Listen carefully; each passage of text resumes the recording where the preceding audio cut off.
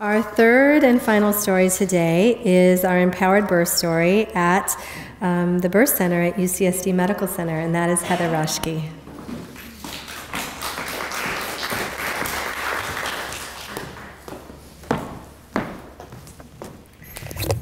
I move around too much to just be on this here. My name is Heather Raschke, and I had the fabulous pleasure of having my second child at UCSD Medical Center in the birth center. But my story starts a little bit before that with my first birth. We lived in Chicago at the time and knew that we wanted to work with midwives and started exploring that. And Illinois has a lot of regulations and laws against home births. And it's still really underground right now, and there's a lot of movement to do that, but you're going to deal with a lot of potential things with your insurance, with the law, etc. So because we were somewhat new in the area, we were living in an apartment, my husband was a graduate student, we decided that thankfully in Illinois there are also hospitals with birth centers in them. There aren't many in this country, and I happen to have lived in 2 cities that have them and just looked out. So we interviewed 5 different hospitals that had midwifery programs. Not all of them had birth centers, and chose the one that fit best for us. And my care was amazing, and a lot like the other birth stories, I spent as much time with my midwife as I needed. I would walk in with my list of questions, and she would sit with me. I never felt like there was a patient coming after me that she had to rush through.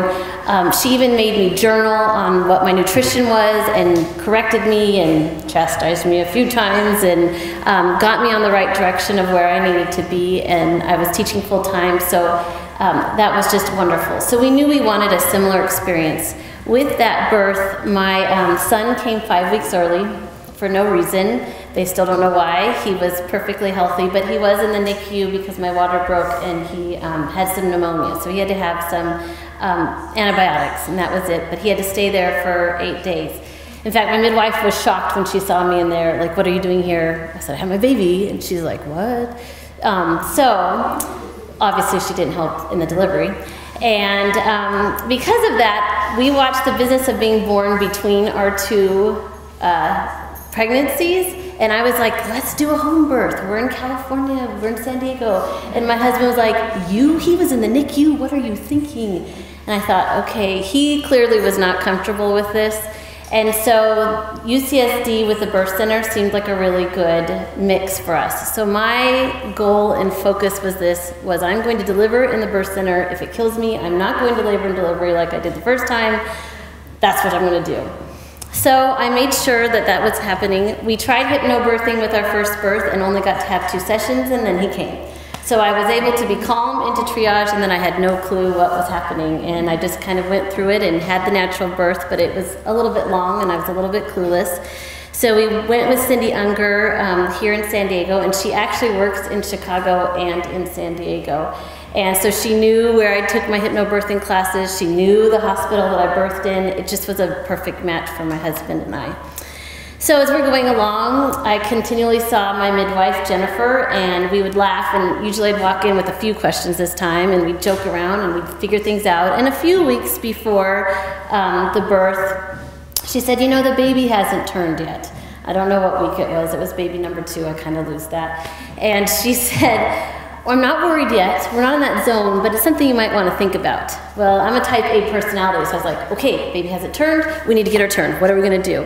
So I was doing prenatal yoga, which I loved. It was an hour every week that I could just commune with my baby. There was no 3-year-old running around trying to get my attention. My husband it was just me and the baby. So my instructor had several positions for me to get in. One was being on my bed on my back with my butt as high in the air as it could be, because the idea is you want to get the baby out to be able to move around and then get back down. Well, if you're 9 months pregnant and your butt is in the air as high as it can be on pillows, you can't move when you're done there. So I'd have to scream at my husband and he'd have to get me out.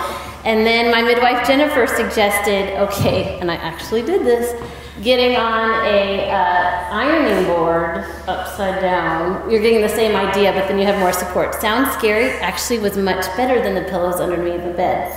Then I have a friend who was in acupuncture school, and he was, I know there's a better word for that, And he told me about the Moxa procedure and was able to get that and teach my husband and I that. So my husband claims that that's the key. So we tried that. And then we also were getting ready to go see an acupuncturist. That was kind of my fourth line of defense if these didn't work. So I go down to Vicki, who's down in San Diego, and check in with her, and she's also a midwife, and said, "You're turned. You're done. You don't need me." And I was like, "Oh." She said, "But would you like some acupuncture for relaxation?" I said, "Yes." So she gave me my first acupuncture, and it was amazing, and I went home just completely happy and wonderful. And then my midwife had the audacity to get sick on the check-in that I had right before my due date. How dare she? But so I saw a new midwife, no big deal, I'm used to that. But I carry very small babies, and I carry small and low. And she said, "You know, this baby is really a bit smaller, we're a little nervous, we want you to go in for a non-stress test." Stupidest name I've ever heard of a test, because of course I'm stressing out about the non-stress test. So I'm like, okay, so we go in and they strap me up and they're just kind of checking. I'm in, I would say, early labor. I'm feeling contractions, but it's nothing big, nothing consistent. They're just coming. And then they listen to baby's heart rate and a bell goes off. And I'm fine, I'm cool, I know everything's fine, I'm doing great. And you can see in the faces of everyone, like they're in that, we're gonna be very calm, but we're really stressed out, but we're gonna try to keep mom calm. And I'm kind of like, y'all need to just chill out, because I'm fine. But they said, the baby's heart rate has dropped. We need to put some oxygen, and we think we're going to take you over to labor and delivery and have them look at you. And a resident came in, and UCSD is a training hospital, which is a blessing and a curse all at the same time. So this resident that I don't know comes in, it's kind of like, well, we may have to think about inducing, and I'm kind of like, I'm not doing this, you can't make me, I'm going to the birth center, I'm having my baby in the birth center. So they put oxygen in me, they put me in the wheelchair, and they start to wheel me out, and I said, "Can I take the oxygen off? Because my husband's in the waiting room, and he's gonna freak out if he sees oxygen on me." They're like, "Sure, sure, sure." So we're wheeling, and all I could think of is I said, "And can I see the midwife?" And they were like, "Yes, yes." And I asked again, "Can I see the midwife?" And they said yes. And that was just kind of my tunnel vision where I was. I want to see the midwife, I need to talk to the midwife, I want to see the midwife. My husband, thankfully, was much in a better place, and so he started asking questions. Are we going to be induced? Are we really checking in? I'm guessing this is triage. Are you admitting her? So he started really asking the good questions. And the nurse was very non-committal, which I think she needed to be, because, you know, technically I could probably sue her if she said something. So she wasn't very forthcoming. We get in there, they hook me up, and I said, "Can I see the midwife?" And they said, "Yes, we're getting her." And in she walks, and everything just kind of relaxed and calmed down. And she was not a calm personality. She was much more like me. She was a spitfire coming in. She had spiky red hair, and I loved her. And her name was Rita. And I was like, "Yeah, you're my midwife." So she came in, and she said, "Okay, has anyone told you what's going on?" And she sat on the bed, and she walked through the tape, and they had hooked me up to about 5 things. And she said, "You're going to need to be here for 2 hours of a non-stress test, and we just need the baby to look great." And she said, "How much do you want to be induced?" And I said, and she said, "Okay, then that's our goal." And I said, "And I want to go home," because I had the feeling that if I was going to be induced, I would start going down that path I didn't want to go down. And for me, I wanted to be in the birth center, so I just had this need to get home and do what I needed to do. So the non-stress test went great, everything went fine. She popped in one time, "You need to calm down a little more." I said, "Okay," put my headphones on, I did my hypnobirthing, I was listening, I was calm. She comes in, she said, "Everything looks fine." I said, "Can I go home?" She said, "Well, you have an option," and she laid out the options. And I said, "Well, what do you think I should do?" And so she said, and laid out the options again. I said, "Well, what do you think I should do?" And it was very clear that she was not going to tell me what to do, which is what I wanted. But really, I look back on this now, and because I made the decision, I had the power in the moment of what happens next. So I said, "Okay, well, I think I want to go home." And she said, "Well, I checked it over with the doctor," was what she needed to do. And the doctor walks in, and I'm so thankful you told your story, because there are amazing doctors out there. And then there are some that are not as amazing. They're wonderful people, I'm sure, and I'm sure they have the best intentions. But the doctor walked in, and he stood over my midwife, and he said to me, "Now everything looks fine. We did see a few little blips. So if you want to be super safe, you could stay in the hospital. And all I heard was that Charlie Brown teacher, you know, rah, rah, rah, rah, rah. That's all I heard. Because in my head, I was going home, I was going home, I was going home. My husband, on the other hand, heard this piece. And so he was a little more concerned. And I said, we're going home. And so he kind of said, okay, we're going home. So I signed some paperwork, and they sent me home. And my husband on the way said, well, maybe we should go to a park. Because he wanted to stay close to the hospital. I was about 20 minutes away. And I was like, I'm gonna have this baby sometime. Like, I'm not going to a park. How about a movie? Because there was a movie close by. No. I said, we could go to a restaurant. He said, okay, we could go to a restaurant.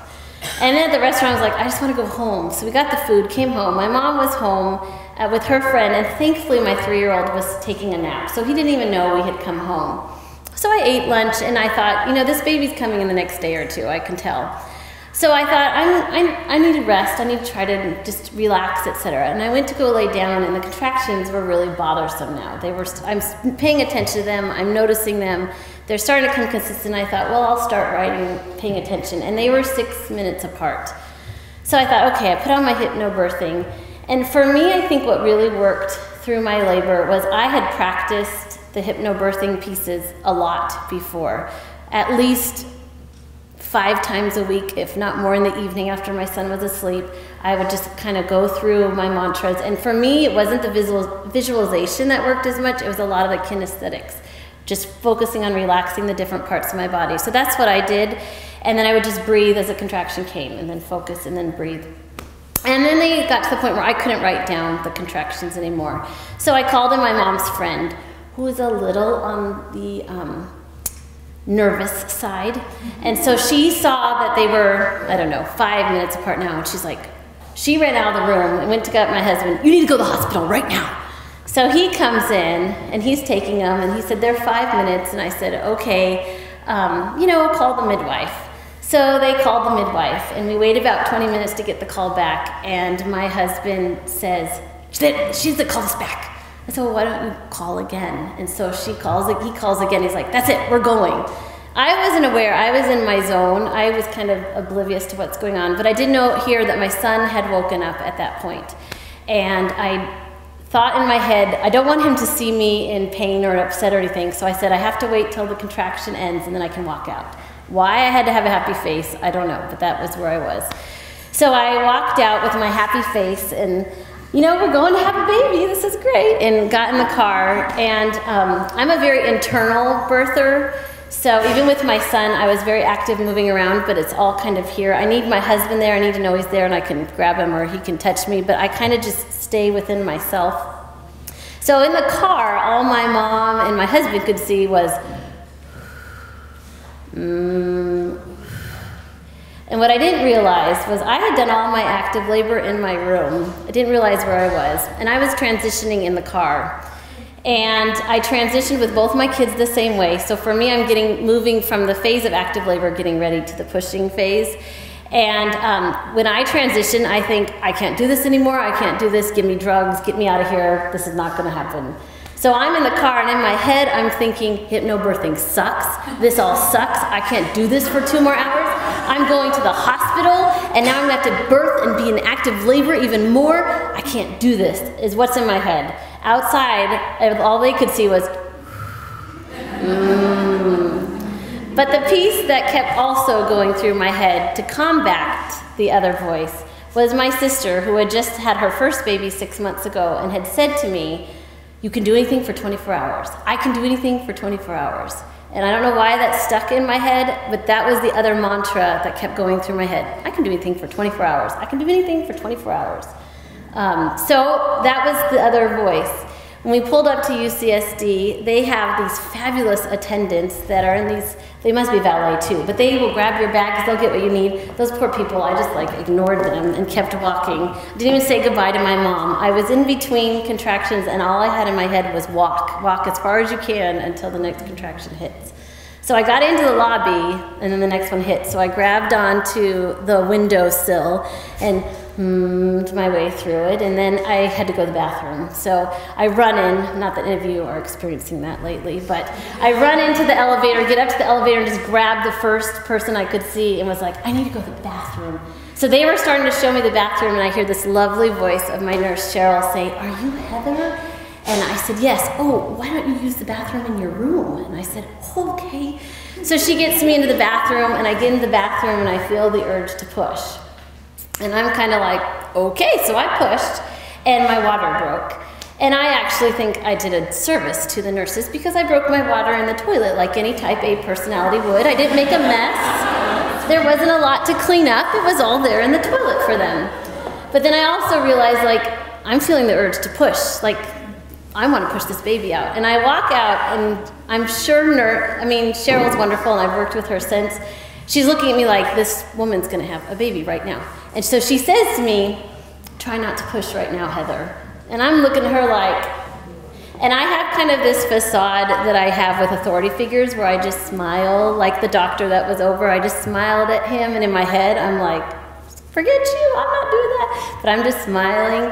Well, what I didn't know was my midwife, who is still the midwife on call, Rita, because this had been a short amount of time, was downstairs in labor and delivery and emergency and couldn't get up yet.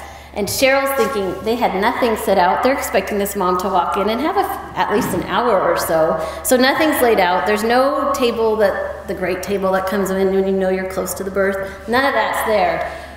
I don't listen to her. I get on the bed, I'm thinking, I'm pushing this baby out right now. So I get on, I had imagined that I was going to squat through my birth. Like, I had this idea that birth center has these fabulous big queen-size rubberized beds with these big, huge posts, and I was going to hold on the posts, and I was going to squeeze, and that's how I was going to have my baby. And for some reason, I wanted to be on my hands and knees. It was how I relieved some of my back pain in yoga in birth, and during my pregnancy. So I got on my hands and knees, and Rita walks in just as I'm getting up onto the bed. And I'm kind of rocking around on my hands and knees. That's what felt really good during the contractions and as I'm getting ready to push. And then I would push. And it was a much more intense sensation than when I had my son. His pushing was a lot longer, but it wasn't as intense. I had 3 pushes with my daughter, and she was out. My poor mom didn't even, walked in the door, and my husband calls her and says, I'm holding your granddaughter. So my poor mom missed that, and that's the one piece I regret, that I didn't know to tell her to stay. But for me, it was magical. She was healthy and fine and wonderful, and poor Rita just got on some regular gloves, not even the standardized sanitary gloves, and caught the baby. But for me, the magic was after our birth. We had a pretty crazy ride on there, but it was the birth center that was just this magical cocoon for 2 days with my husband and I.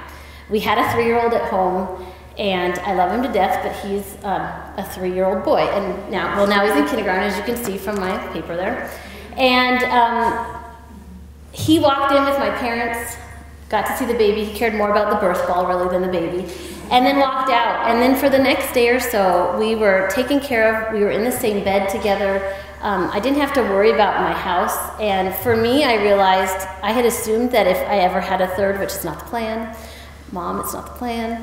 But if I ever had a third, I would do a home birth. And now, since that time, since I don't work for money right now and I'm at home with my kids, home is not the calmest place for me. It's the place that I see all the things that need to get done that I don't have done, that have the toys that need to get picked up, the things that need to happen. And even when another person's in my home, I have that feeling.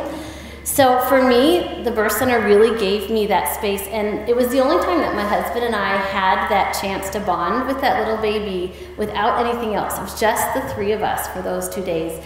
And the midwives were amazing. Of course, Jennifer, I had my daughter between her 2 shifts, so she came in to see me afterwards, my midwife. And she said, have you had any really good solid sleep? And I said, no, there's been a lot of stuff coming in. Okay, put a sign on the door, and nobody walked in my room for 3 hours. I mean, in a normal hospital situation, you're not going to see that. And just the birth center, I don't know how many know, but the OBGYNs do not work in the birth center at all. It's straight midwifery. But if you do want an epidural or something like that, you can go down into labor and delivery for that. And then my last piece is that my experience was so fantastic that I wanted to tell the world because everybody would want to hear my birth story. And I realized a lot of my friends, the more I talked to them, were not having those stories. They were having emergency C-sections. They were not happy with the care that they were giving. Things were not going well. And so I did some more research, and this kind of became a soapbox for me. And then a friend told me about the volunteer doula program that I had wanted to use, but my birth was too quick to use. And I started exploring and found myself thinking, this might be a career path that I want. This might be a transition to go from teaching into this. And so I took the training and have been a volunteer doula there now for the last year, and it's been phenomenal. I've learned so much about myself. I've been able to now be present at my sister's, my best friend's, and my cousin's births, and they were not in San Diego, and I firmly believe that any woman, every woman should have someone at their birth that's just focused on them. And I hope to be able to do that for other women. And the last piece that I learned is if you had to choose money between a childbirth class and a doula, I would highly recommend that you paid to have the doula, because your childbirth class, mine was wonderful, but for a lot of people, it hits you at some point and then you don't know what to do after that when you hit that point. And your doula is going to have 10 more tricks in her bag that she can pull out to help you get through where you need to go. And I just want to thank you for sitting here and listening to my birth story that I love to tell. Thank you.